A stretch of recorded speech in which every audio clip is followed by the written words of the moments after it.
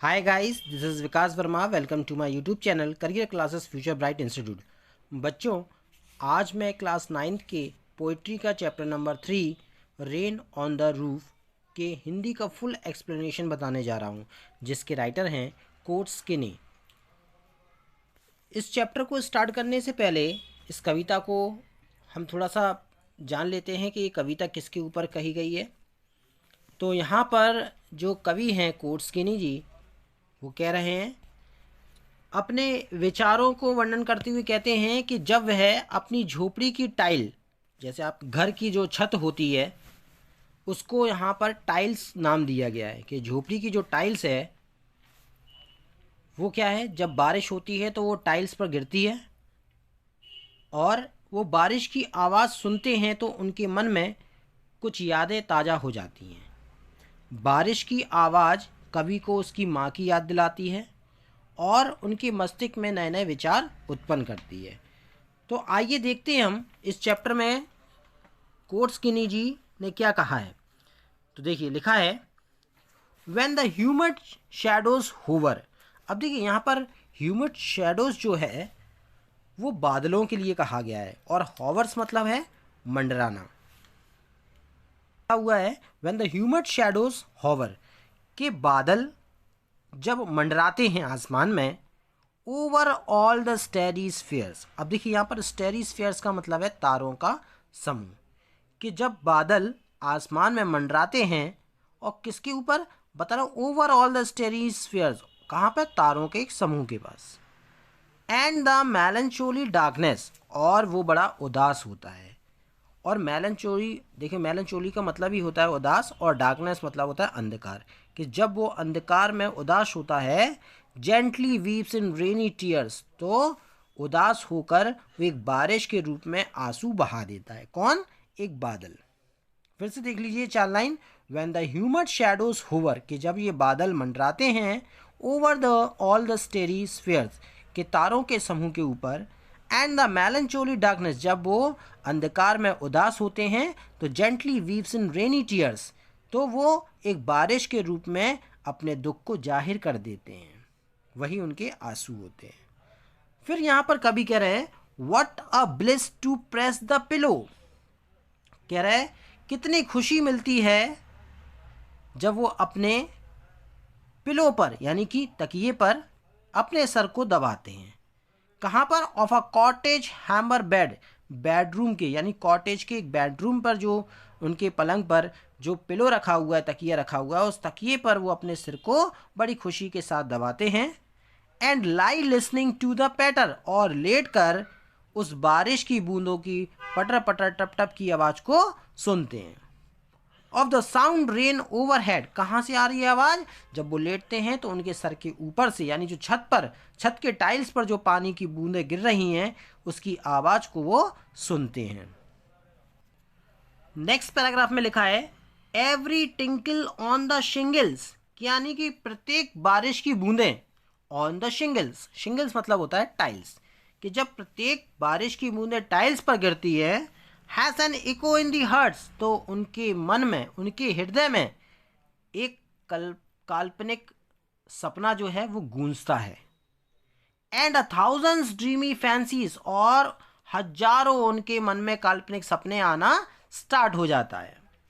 Into busy being start, अब देखिए लिखा हुआ है इनटू बिजी बीइंग स्टार्ट, यानी कि एक ऐसी कल्पना सपनों में व्यक्ति, यानी कि एक ऐसा व्यक्ति जो अपनी केवल कल्पना में ही रहता हो, इसलिए यहाँ पर कहा गया है इनटू बिजी बीइंग स्टार्ट। फिर से देखते हैं हम 4 line. Every tinkle on the shingles, कि जब हम बारिश की प्रत्येक बूंदों को अपने छत के यानी कि घर के छतों पर जब उसको सुनते हैं, has an echo in the heart, तो हमारे हृदय में एक काल्पनिक सपना गूंज उठता है। And a thousands dreamy fancies, और हमारे मन में हजारों काल्पनिक सपनाएं उत्पन्न हो जाती हैं। इंटू बिजी बीइंग स्टार्ट्स, कब? जब हम व्यस्त रहते हैं काल्पनिक सपनों में। एंड अ थाउजेंड्स रिकलेक्शंस, और हमें हजारों पुराने यादें ताज़ा हो जाती हैं। Weaves their air threads into woof, और बता रहे हैं, कहा गया है weaves their air threads into woofs, जिस प्रकार से हम धागे धागे को पिरोकर क्या बनाते हैं, कपड़ा बना लेता है। मशीन देखा होगा आपने, वहाँ बहुत सारे धागे होते हैं और धागा धागा पिरो कर क्या बना लिया जाता है, कपड़ा बना दिया जाता है। इसी प्रकार से जो पुरानी यादें हैं वो थोड़ा थोड़ा करके क्या बना दिया जाता है, एक काल्पनिक सपना बना दिया जाता है। इसलिए कहा गया है weave their air threads into woof, के धागों धागों को मिलाकर यानी छोटी छोटी यादों को मिलाकर एक पुरानी यादें ताज़ा कर ली जाती है। As I listen to the patter of the rain upon the roof, इसी प्रकार से, किस प्रकार से, as I listen to the patter, उसी प्रकार से मैं इस बारिश की बूंदों को सुनता हूँ। कहाँ पर, अपॉन द रूफ, अपने घर के छत के टाइल्स पर। फिर नेक्स्ट लिखा हुआ है इसमें, now in memory comes my mother. देखिए तभी, अब क्या होता है, अब कवि कह रहे हैं कोर्सकिनी जी कि अब मेरी यादों में कम्स माई मदर, कौन आ रहे हैं, उनकी माँ याद आ रही हैं।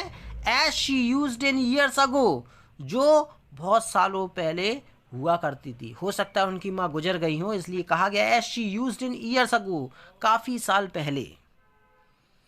To regard the darling dreamers, अब बता रहे हैं कि मेरी